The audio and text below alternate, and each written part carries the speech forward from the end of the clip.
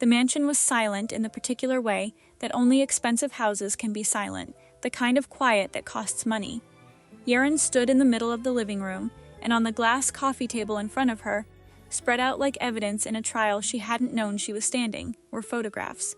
Jungkook kissing her forehead outside a coffee shop.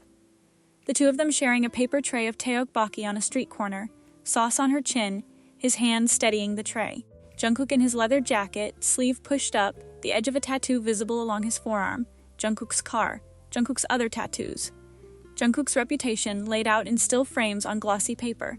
Her father did not raise his voice. He never needed to. "Break up with him," he said. "Tomorrow." Yerin's hands trembled at her sides. 20 years of her life had trained her hands to stay perfectly still, no matter what the rest of her was doing. This was the first time in longer than she could remember that they refused to listen to her. Her mother's voice came next, cooler, more surgical. "Dating a boy like that will destroy your grades and embarrass this family. You understand that, don't you?" For a moment, Yerin said nothing. She had spent her entire life being exactly what her parents required. Number 1 in her class, composed in public, silent whenever silence was requested. She had never once, in 20 years, said no to either of them. Then she lifted her chin. "No," she said. Her parents froze as if the word had physically struck them.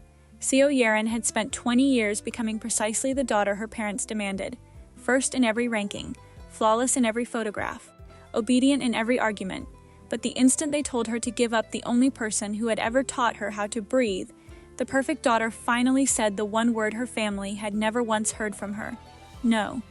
3 weeks before that night, Yerin had been standing in a quiet stretch of hallway outside her business ethics lecture, phone pressed to her ear, her mother's voice arriving through the speaker with the crisp efficiency of a quarterly report. "Being first isn't just about your grades, Yerin. It represents this entire family. Your aunt already mentioned that your cousin scored in the top percentile on his certification exam. Do you understand what it would mean if you slipped even once?" "Of course," Yerin said. "I won't have people whispering that the CO name is losing its shine. I understand. Don't embarrass us. I won't disappoint you," Yerin said, each phrase arriving smooth and rehearsed, like lines she'd memorized so long ago she no longer remembered learning them. The call ended without a goodbye. It usually did. Yerin lowered the phone and let her shoulders drop, just for a second, just long enough for the hallway to see the version of her that existed underneath the composed one. Then, she straightened her blouse, checked her reflection in the darkened phone screen, lifted her chin, and walked into the lecture hall like nothing had happened at all. Her business strategy professor stood at the front of the room a few minutes later, tapping through a slide deck with the energy of a man about to ruin several people's semesters. "Your final project," he announced, "will count for 40% of your grade. I've already assigned partners based on your current class rankings." Yerin sat straighter. She had assumed, reasonably, she thought, that she would either work alone or be given free choice of partner. Being paired with anyone below the top of the class sounded, to her, like being handed a weight to drag across the finish line. "CO Yerin," the professor said, glancing at his list, "you'll be working with our second-ranked student, Jaeon Jungkook." Yerin turned toward the back row. Jungkook was draped across his seat like the chair had personally wronged him, and he was still deciding whether to forgive it. Leather jacket, sleeves shoved up past his elbows, a dark line of ink curling along one forearm, visible even from the front of the room. He looked like he had wandered in from an entirely different university, one where attendance was optional. And dress codes were a rumor. He caught her staring and smiled, unbothered, like being watched by the top student in class was simply part of his regular Tuesday. What no one quite understood, what made professors quietly frown at their own gradebooks, was that Jungkook barely attended lectures, rarely opened a textbook where anyone could see him do it, and somehow, semester after semester, remained locked in second place. Not third, not 10th, second, as if some invisible ceiling kept him exactly one step behind Yerin and refused to let him fall any further. After class, as Yerin was stacking her notes into careful, color-coded order, Jungkook appeared at the edge of her desk, hands in his pockets. "Look at that," he said. "Number 1 and number 2, finally sharing a spotlight. Feels almost fated, doesn't it, Your Majesty?" "I have one condition," Yerin said, not looking up from her notes. "I'm listening. You do your share of the work properly. I'm not losing points because you decided lectures were optional, and apparently decided the final project is too." Jungkook's smile widened, like her intensity was the most entertaining thing he'd encountered all week. You do your part, I'll do mine. Deal? Cafe. Tomorrow. 3 o'clock. Bring your laptop, if you own one. I own several, he said. I just prefer not to advertise it. That afternoon, Yeren arrived at the cafe 15 minutes early with her laptop, 2 printed market reports, and a stack of academic journals she'd already highlighted in 3 different colors. She had, in her mind, already planned the entire project. She would draft the strategy, Jungkook would proofread whatever she allowed him to touch, and the whole thing would be finished a full week ahead of the deadline. Jungkook arrived exactly on time, dropped into the seat across from her, and read through her opening pages in about 90 seconds. This expansion strategy, he said, tapping the page, is going to fail. Yeren blinked. Excuse me? You're proposing an aggressive acquisition into 3 new regions without accounting for local consumer loyalty. Look at this demographic breakdown. He turned her own laptop around and pulled up a chart she hadn't cross-referenced yet. In markets like this, brand loyalty isn't rational, it's habitual. If you come in swinging with an acquisition instead of a slow partnership model, you're going to tank the margin in year 1, maybe year 2. Yeren reread the data, then reread it again. He was right, not partially right. Completely right in a way that would have taken her another 3 hours of research to find on her own. How did you see that? She asked, genuinely startled. Jungkook shrugged, leaning back. I don't really study for exams. I watch actual companies. Read the filings, the news, the analyst notes. Pay attention to what happens outside the classroom, instead of memorizing what some textbook says should happen inside it. Yeren was still processing that when her phone buzzed on the table, a message from her father. This project needs to be flawless. No errors. Remember what's expected of a CO. Her spine straightened instantly. Her breathing went shallow and quick. Her fingers, resting on the edge of the table, curled tight enough that her knuckles paled. Jungkook noticed immediately. The teasing dropped out of his voice. Hey, he said gently. You forgot to breathe just now. You know that, right? It's fine, Yeren said too quickly. It's just a performance check.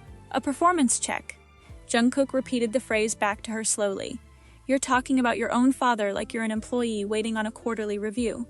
Not like someone's daughter. Something in Yeren cracked, quiet and small but real. She told him, haltingly at first, then faster, like a dam that had been holding back more water than it was built for, what it actually felt like to live inside the CO family. That anything less than the best was treated as failure. That she was compared constantly to cousins, classmates, competitors she'd never even met. That she was expected to stay composed, speak elegantly, rank first, and never once let anyone see a crack in the surface. Sometimes, she admitted, staring at her coffee instead of at him. I feel less like a daughter and more like a company asset. Something they polish and put on display so relatives can admire it. Jungkook didn't interrupt. He just listened, elbows on the table, eyes steady on her the whole time. You're the smartest person I've ever debated with, Yeren said eventually, almost accusingly. You skip half your classes and you're still ranked second. If you actually tried, you could probably take first place from me. Sounds miserable, Jungkook said, without hesitation. Chasing every last point like my whole identity depended on it? No thanks. He paused. Besides, I know what happens to you at home if you slip. I'm not interested in being the reason for that. So you just, let me keep it. I'm not losing on purpose, he said. I'm just not willing to burn my entire freedom to gain 3 extra points I don't actually need. He tilted his head. There's nothing wrong with wanting to succeed, Yeren. But you only get one life. If you spend the whole thing trying to satisfy everyone else's checklist, you're going to wake up one day and realize you never figured out what you actually wanted. What's the point, he added, quieter now, of being first on every list if you're miserable the entire time you're standing there? Yeren's eyes stung. I can't remember the last time I laughed without thinking about how it looked. A tear slipped down before she could stop it. Jungkook reached over, slow enough that she could pull away if she wanted to, and brushed it off her cheek with his thumb. Okay, he said. New rule. Project requirement non-negotiable. Once a day, you do something that makes you happy even if it does absolutely nothing for your GPA. That's not an actual project requirement. It is now, Jungkook said. I'm the co-author. I get a vote. The weeks that followed blurred into something Yeren hadn't experienced in years. A partnership that felt less like an assignment and more like an unexpected friendship, stitching itself together one library session at a time. Jungkook showed up with 2 iced Americanos more often than not, one for himself and one exactly the way she liked it. He made terrible jokes in the middle of serious research sessions. She corrected his formatting, which was, by her professional assessment, an actual crime against document design. He kept finding real-world angles to their case that no textbook had prepared her for. They argued. They laughed, more than either of them expected. Sometimes, when no one else was around, his hand would find hers under the library table, and neither of them mentioned it out loud. Yeren noticed her own posture changing when he was near. Less rigid. Less braced, like she'd finally set down a bag she'd been carrying so long she'd forgotten its weight. One afternoon in the campus garden, Yeren sat with a textbook open in her lap, trying, and mostly failing, to read a single paragraph while Jungkook watched her from the bench beside her instead of doing any actual studying. "Stop staring," she said, without looking up. "Can't help it. You get this face when you're concentrating. Little furrow, right here." He tapped his own eyebrow. She raised the book higher to block her face. He laughed, low, and then, unexpectedly, went quiet. He reached over and took her hand, and something in his expression shifted from playful to serious in a way that made her chest tighten. "I've fallen for you," he said plainly, no dramatics attached. "I want us to be official, not project partners. Not whatever this half-defined thing has been for the last month. You and me." Yeren looked at him for a long moment, and it hit her. This would be one of the first real choices in her entire life that belonged completely to her. Not something her mother had arranged, not something her father had approved, not something her ranking required or the CO name expected. Just her. "Yes," she said. Jungkook pulled her into him, and she let herself be held, right there in the middle of the garden, without checking who might be watching. After that, everything changed in the smaller, quieter ways that mattered most. Around Jungkook, Yeren stopped performing. Her hair got messy and she didn't fix it immediately. She complained loudly about assignments instead of silently rewriting them until they were perfect. She lounged instead of sitting like a display model. She wanted greasy food and second helpings and naps in the middle of the afternoon, and none of it felt like failure when he was the one watching. One evening, with her parents overseas on a business trip, Yeren showed up at Jungkook's apartment, carrying a stack of journals. She immediately dropped onto his coffee table, like they'd personally offended her. She collapsed onto the couch beside him. "My head is killing me," she groaned. "I want one single day away from studying. Seo Yeren, the legendary #1 student, wants to skip a lecture?" Jungkook pressed a hand to his chest in mock horror. "Somebody alert the newspapers. I want spicy tteokbokki," she said, ignoring him completely, "and vanilla ice cream, and 8 hours of sleep, in that order. I'll get you caught up on whatever you miss," he said, already reaching for his phone to check tomorrow's lecture schedule. "Come here." He pulled her against his side and started gently running his fingers through her hair while she melted into the couch cushions like tension she'd been carrying since childhood was finally allowed to leave her body.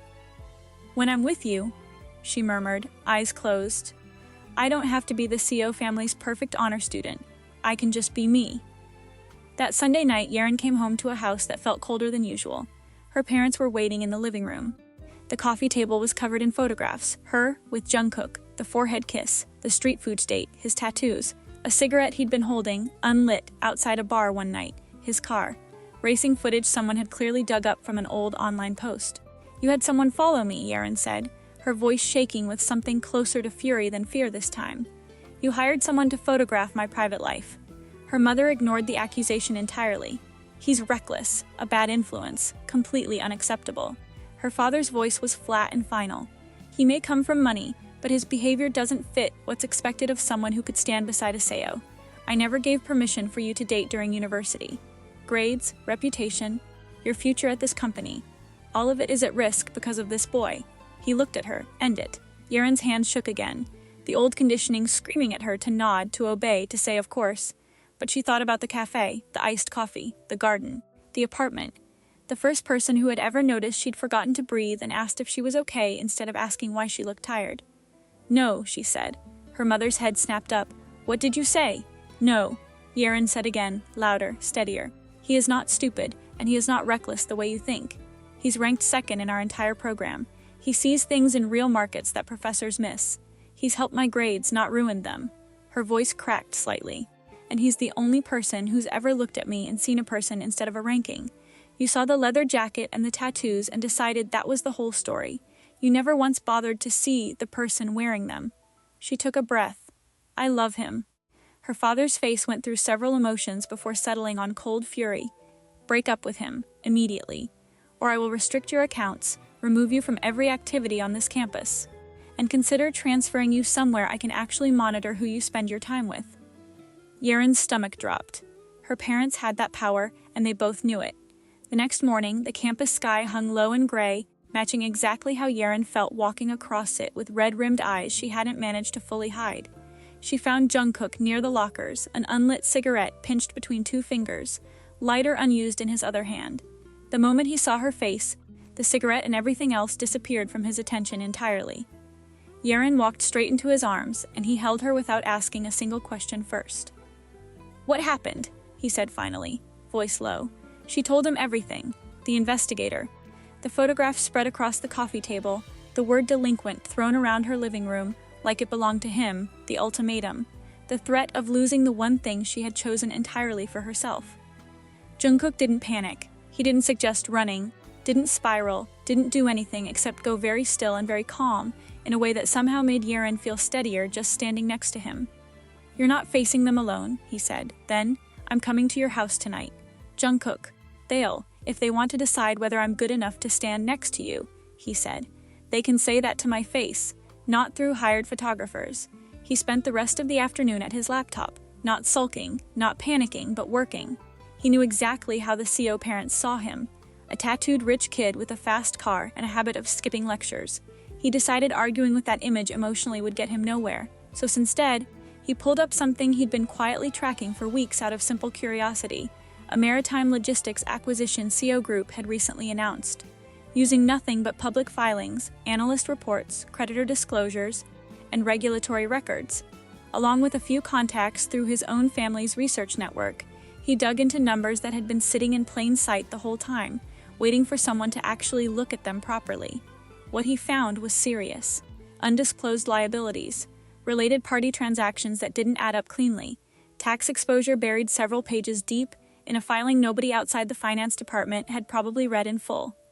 If CO Group proceeded with the acquisition as structured, the damage could climb past 2 trillion won. That evening, Jungkook arrived at the Seo estate wearing a perfectly tailored black suit, collar slightly loosened, no tie. The edge of ink along his forearm remained visible at his cuff. He wasn't hiding who he was. He was simply showing that the heir and the so-called rebel had always been the same person. He walked in calmly. Yeren's parents were already seated, arranged like judges waiting to pass sentence. "Your racing hobby, Mr. Seo said, before Jungkook had even fully crossed the room. "Your late nights, your reputation, you've distracted my daughter from everything that actually matters." Jungkook didn't answer that directly. He crossed straight to Yeren first. "You okay?" he asked quietly. She nodded and he sat beside her, taking her hand. "I didn't come here to fight," Jungkook said, turning to face her parents.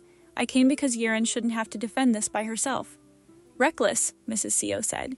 "Bad for her future. That's what you are." Instead of arguing, Jungkook set a slim data folder and a tablet on the table between them. "Can I ask about the maritime logistics acquisition your board approved last month?" Mr. Seo's expression shifted, wary now. "How do you know about that?" "Because the target company is carrying liabilities that were never fully disclosed," Jungkook said. "Related party transactions that don't reconcile cleanly. Tax exposure buried in filings most people wouldn't bother reading past the summary. If this deal closes the way it's currently structured, the damage could exceed 2 trillion won. Mr. Seo's first instinct was disbelief. He reached for the tablet anyway, scrolling through what Jungkook had compiled, his expression slowly shifting from skepticism to something far more serious. "How?" Mrs. Seo asked slowly. "Does a boy who barely attends lectures find something our own due diligence team missed?" "Exams measure one kind of intelligence," Jungkook said. "Markets require a different one. Pattern recognition, risk assessment, understanding how people actually behave instead of how a textbook says they should. I'm not saying school doesn't matter. I'm saying I learn a different way, and it happens to work." He let that settle for a moment before continuing. "But that's not actually why I came tonight." He looked between them. "You're proud that Yeren is ranked first. Has either of you ever asked what staying there is costing her?" The room went silent. Jungkook glanced at Yeren. "Can I tell them?" Yeren took a breath and nodded. "She's afraid of a text message about grades," Jungkook said. "She thinks one mistake makes her worthless. She rewrites work that's already good because she's terrified it isn't good enough. She apologizes for wanting to rest. She feels like a company asset more than a daughter." He paused. "I'm not saying this to hurt either of you. I'm saying it because somebody needed to. He's right, Yeren said, her voice unsteady but clear. Her parents turned to her fully for the first time all evening. I'm exhausted, she said. I still want to lead this company someday. I still want to succeed. That hasn't changed. But I can't spend the rest of my life terrified of every imperfection. Her eyes filled, and she let them. I want you to be proud of me. I just don't want to believe you'll stop loving me the first time I fail. She kept going, the words coming faster now, like something long damned finally breaking loose. Sometimes I want to eat street food without calculating the calories. Sometimes I want to sleep past 6. Sometimes I want to laugh loudly in public without wondering if it looks unrefined. None of that makes me unworthy of this family. Mr. Seo's jaw tightened. I only wanted you strong enough to inherit this company. The business world doesn't forgive weakness. Strength matters, Jungkook said, but strong people are allowed to make mistakes. The ability to recover from failure is worth more than being too afraid to ever risk it. He didn't stop there. I'll admit, the smoking, some of the racing, a lot of my choices haven't exactly been impressive. I've made mistakes. But my family gave me enough room to make them and learn from them instead of deciding one bad decision defined me forever. He looked at Yeren. My freedom hasn't made me perfect. It gave me the chance to find out who I am without believing failure would erase my worth. She deserves that same chance. She deserves to rest when she's exhausted, he continued, to complain when something's hard, to laugh without editing it, to eat whatever she wants without guilt, to make an actual mistake sometime and still be loved the same amount the next morning. Mr. Seo looked at his daughter, really looked, for what felt like the first time that whole evening. Not at her grades, not at the photographs, not at the company, or at Jungkook, or at the acquisition report still glowing on the tablet in his hands. He saw her shaking hands, her tears, the exhaustion she'd been hiding behind perfect posture for years, the daughter underneath the air. I love her, Jungkook said simply. I know I have tattoos. I know I don't fit whatever picture you had of the person standing next to your daughter. But I respect her intelligence. I respect what she wants to build. I'm not trying to pull her away from Seo Group. I want to stand beside her while she builds her own version of that future. He met Mr. Seo's eyes. I'm not asking you to let me control her instead of you. I'm asking you to let Yeren finally control her own life. Mr. Seo was quiet for a long moment. Then he glanced back down at the tablet and asked 2 sharp, technical questions about the liability structure Jungkook had flagged. Jungkook answered both without hesitation, calmly, precisely, the way someone answers when they actually know what they're talking about rather than bluffing their way through it. 2 trillion, Mr. Seo finally said, almost to himself. Closer to 2.3, once the regulatory penalties are factored in, Jungkook said. Mr. Seo exhaled slowly, something in his expression loosening for the first time all night. I believed pressure was the same thing as preparation, he admitted. I didn't realize she'd started believing that our love depended on her achievements. Mrs. Seo's composure cracked slightly. The comparisons, the image control, it became too much. We didn't see it becoming too much. She looked at Yeren. We're sorry, we won't change overnight, Mr. Seo said. But we will stop treating your ranking like the measure of your worth. He looked at Jungkook. I won't force her to end this, but I expect you to be more careful, less reckless. Understood, Jungkook said with the faintest, respectful trace of a smile. Though I make no promises about the car. Yeren laughed, a wet, surprised laugh, and reached for her parents, pulling them both into an embrace that felt less like resolution, and more like the first honest moment the 3 of them had shared in years. Hours later, far from the mansion, Yeren sat on the hood of Jungkook's car on a quiet hill overlooking Seoul. The city spread out below them in 1,000 small lights, the night air sharp and cold, his oversized leather jacket draped around her shoulders. She leaned into his side, and for the first time in longer than she could remember, nothing in her felt like it was waiting to be graded. Did you seriously build an entire acquisition analysis just to impress my dad? She asked, smiling into the cold. I wasn't trying to impress him, Jungkook said. I was trying to make him stop assuming tattoos lower your IQ. Romantic, Yeren said dryly. I needed something stronger than your daughter thinks I'm cute. She laughed, the sound easy and unguarded, and turned to look at him properly. Thank you, she said. Not just for tonight, for the cafe, for listening when I fell apart over a text message, for the iced coffee you never once forgot to bring, for letting me complain about things that don't matter, for eating tteokbokki with me on a street corner like it was the most important meal of the week, for standing next to me tonight instead of speaking for me. She paused. You helped me get out of a glass box I didn't even know I was living inside. Jungkook shook his head. No, you never needed my permission to get out of it. He looked at her, steady and certain. You just needed someone to remind you that your life was already yours. I never loved you because you were number one, he added. I love your ambition, your stubbornness, the fact that you color-code your notes like it's a competitive sport, the way you complain the second you're tired, your borderline unhealthy obsession with spicy tteokbokki, your real laugh, the one you just did, not the polished one you use in public. He brushed a strand of hair from her face. I love your imperfections, all of them. Yerin laughed again, freer this time, the sound rising up into the cold night air without a single thought about how it looked. For the first time in her life, she realized she didn't care whether her name landed, first or second on the next ranking sheet. She still wanted to succeed. She still wanted to lead. But she no longer believed success required handing over every piece of herself to earn it. The real victory, she understood now, had never been a number at the top of a list. It was simply being able to breathe. I love you, she said. I love you too, Jungkook said, and when he kissed her, it was slow and warm and unhurried. The lights of Seoul spread out beneath them like the whole city had decided to witness it. Seo Yerin had spent most of her life believing that being first was the only way to deserve pride, love, or a future worth having. Jungkook, the so-called reckless boy who had somehow stayed happily, deliberately in second place, was the one who finally taught her that the most important victory was never a ranking at all. It was building a life she actually wanted to live. So, were Yerin's parents protecting her future or controlling it? And did you expect the bad boy, ranked second in his class, to end up being the smartest person in the room during that mansion confrontation? Let us know in the comments below.